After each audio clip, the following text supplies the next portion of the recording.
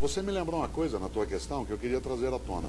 O professor Renato Janine Ribeiro, que é professor da Universidade de São Paulo, ele e eu estamos terminando de escrever um livro que sai ainda, em 2010, sobre política. Vai ser o 10º qual? 14º. Quarto. Eu estava na dúvida quantos anos. Exatamente. Eu ia ficar no 13º, mas como a ideia do 13, na mitologia antiga, né, ela estava ligada de que são 12 signos do zodíaco e o Sol, Jesus e 12 apóstolos, então eu resolvi fazer o 14º para dar outro passo. Olha que coisa interessante, hein? A gente está terminando um livro que sai mesmo agora, esse ano, sobre política. Mas não é sobre política partidária, que essa não é a nossa área. Mas a política na família, no dia a dia, na escola, em todos os lugares. Você sabe que há 2.500 anos, os gregos antigos usavam uma palavra para a pessoa que se interessa pela vida coletiva. Aquele que participa da vida da comunidade era chamado de político, por causa da polis, de cidade em grego, de sociedade. Em latim seria cidadão, está na mesma. É que política é grego e cidadão é latim. E eles usavam um termo, que é esse que eu quero trazer à tona, para a pessoa que diz que não se metia em política, não participava da comunidade, cuja regra era cada um por si, Deus por todos. A palavra em grego é idiotes. Da onde vem a palavra idiota. Perfeito. A palavra idiota significa aquele que fica fechado dentro de si mesmo, que não participa de nada fora dele. E o livro é sobre a política e a idiotia. O que é ser idiota? Não é só ser tonto do ponto de vista mental. O idiota, no sentido até político, é aquele que se recusa a participar da vida da comunidade. Que acha que eu me virando, o resto, eu vou usar uma palavra caipira, o resto que se lasque. É para não usar um termo latino mais extenso. Mas esta ideia do idiota é algo que a gente não pode admitir no processo de educação escolar. Paulo Freire dizia, né, que não existe neutralidade na educação, que todo educador tem que ter um lado, ele tem que ter um partido, não um partido político necessariamente, mas ele tem que ter um partido de classe. Sim, claro. Ele tem que mostrar, ele tem que dizer de que lado que ele está, né, numa sociedade que é dividida em classes também, com antagonismos, com desigualdade social, com opressão, com injustiça. Então o educador não é neutro, a educação ela tem que estar a serviço ou da manutenção dessa desigualdade ou da transformação dessa sociedade. Me lembrei do livro dele, Pedagogia do Oprimido. Pedagogia do Oprimido e o último em Pedagogia vida, da Autonomia. Pedagogia da Autonomia. É aquele pequeno, assim, né? Exatamente. É muito que bom. você sabe que já saíram mais de 1 milhão de exemplares. E ele é mais barato porque ele foi feito... Foi feito em papel jornal. O professor Paulo Freire faleceu no dia 2 de maio, né, de 1997, e é claro que a sua obra continua. Ele tinha um grande orgulho de ter sido secretário na cidade de São Paulo, porque embora nascido em Pernambuco, né, o fato de ter sido acolhido na cidade de São Paulo, quando veio para cá logo após o exílio, em 1979, esses 17 anos que ele viveu, né, no estado de São Paulo fizeram dele, né, um paulista nesse sentido. Eu costumo dizer que eu sou VIP, que é vindo do interior do Paraná. Tem gente que é VIP vindo do interior paulista, outra é VIP vindo do interior de Pernambuco, ou da Paraíba, ou do Pará. E Paulo Freire, que veio da capital pernambucana, trouxe para cá uma das coisas que o nordestino mais protege, que é a ideia de uma capacidade de vida comunitária, a ideia de você conviver e partilhar a alegria e a dor com as pessoas. E a educação tem isso, porque do contrário, para que fazer? Né? Não tem sentido a gente se dedicar se não for, né, desse modo. E a frase é antiga e clássica: se você acha que a educação não é um bom investimento, tente investir em ignorância. Em vez de aí vai dar certo. Falando em investimento, o Brasil é a 10ª economia do mundo. Por enquanto. Cresce. No entanto, não acredito que o Brasil seja a 10ª melhor educação do mundo. Nós temos hoje, pelo IDH, número 77. Pois é. Qual é a... Isso em nível nacional. Agora, se você pegar estados como o nosso próprio estado de São Paulo, então aqui o aproveitamento é sofrível, né? A educação do estado de São Paulo, ela é extremamente decadente porque não há investimento governamental.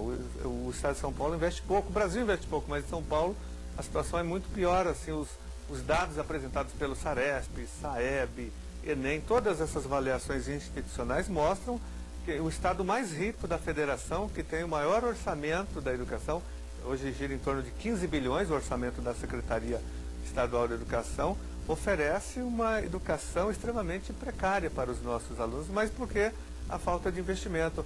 E, Mário Sérgio, normalmente, aqui em São Paulo, nós estávamos falando do papel da escola, aqui em São Paulo, principalmente aqui, o professor tem sido penalizado por isso, né? Tanto o governo estadual como setores da imprensa tentam dizer para a sociedade que o professor é o culpado, ele é o bode expiatório da crise educacional. Mas essa questão nós vamos tratar no próximo bloco. Até já.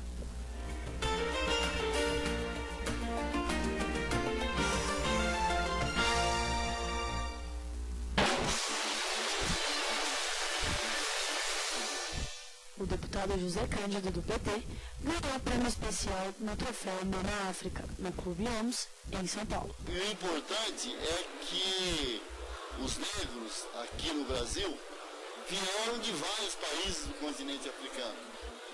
Infelizmente, nós não tivemos a oportunidade que as outras nações tiveram. Ou seja, os italianos vieram da Itália, cidade A, cidade B, ou sabe o país. Nós, filhos da mãe África, sabemos que nós somos do continente africano. Mas eu não sei se eu sou do Moçambique, se eu sou da Angola, se eu sou de outro país do continente africano, porque as nossas costumes, as nossas culturas, foi simplesmente acabou quando chegamos aqui nos navios negreiros. Filho foi para um lado, pai para o outro, acabou a nossa cidadania.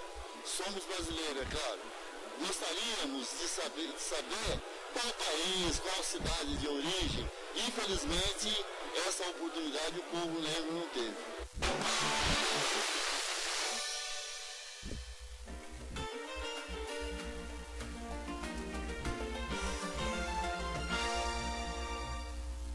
A Assembleia convida hoje o deputado Carlos Janazzi Pessoal, nós conversando com o professor, educador, filósofo, teólogo Mário Sérgio Cortella. Deputado, o senhor estava tratando a questão do mérito. Exatamente.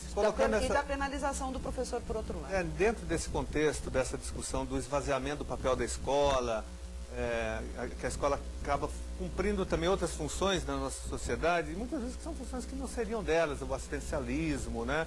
Por exemplo, o professor dentro disso ele fica muito criminalizado, porque existe, como não há investimento na educação, eu digo muitas vezes investimento orçamentário, recursos, então o professor acaba sendo, do ponto de vista dos governos, o responsável pelo sucateamento, pela degradação e pela falta de oferta da qualidade.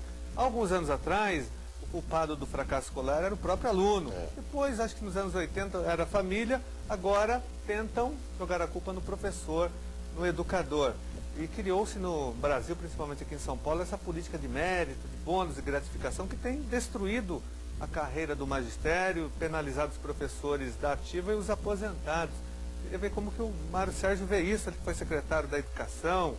Interessante porque, se a gente observa, a escola nos últimos 30 anos, ela assumiu essas tarefas que o deputado Janazzi falava.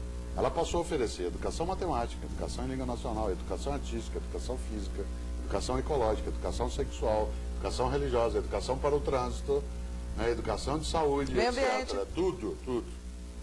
Sem que as condições de trabalho tivessem sido alteradas de maneira significativa. Distribuindo também claro, materiais uniformes, renda distribui mínima. a parte de merenda que é Isso que eu ia necessária. falar, café da manhã, Ou seja, almoço claro, e não sou lanche. contrário a isso. Sim, mas esses programas suplementares, eles Todos. devem existir, mas não pela escola, eles devem ser oferecidos pela Secretaria de Assistência, Pelo conjunto de cultura, da política do Estado. governo. Ela não é uma tarefa locada e localizada na escola, estrito sensu. Bom, esse inchaço da tarefa da escolaridade, ele acabou gerando dificuldades. E, claro, uma das coisas mais gostosas é imaginar que é diferente você procurar um responsável e achar que você tem que achar um culpado. Há uma diferença de dizer que nós, professores e professoras, temos responsabilidade sobre a educação escolar. Outra coisa é dizer que nós somos culpados.